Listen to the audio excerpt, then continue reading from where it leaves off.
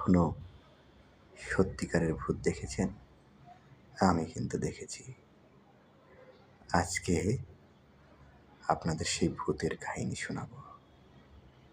তখন আমি খুব ছোট ছিলাম।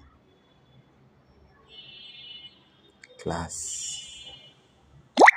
8 এ পড়তাম। কত ওর বয়স? হয়তো 13-14। স্কুলে স্পোর্টস অনুষ্ঠানে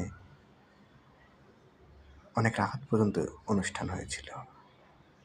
তখন আমি এক বন্ধু মিলে প্রায় 12টার দিকে দুজনে আসছিলাম।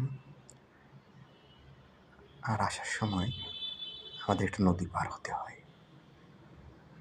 সেই নদীর উপরে একটা চার ছিল। কথিত আছে ওই চারের আশেপাশে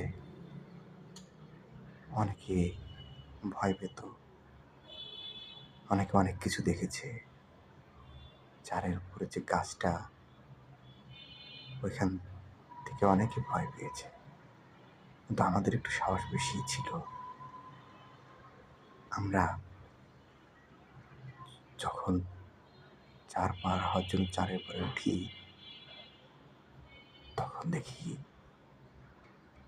চারটা আস্তে আস্তে নুয়ে পড়ছে, খুব দুলছে এদিক ওদিক এদিক ওদিক।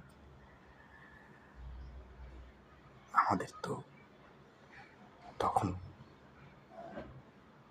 আত্মা বেরিয়ে গেছে। আমরা এক লাফে আবার পিছনের দিক ফিরে এসেছি।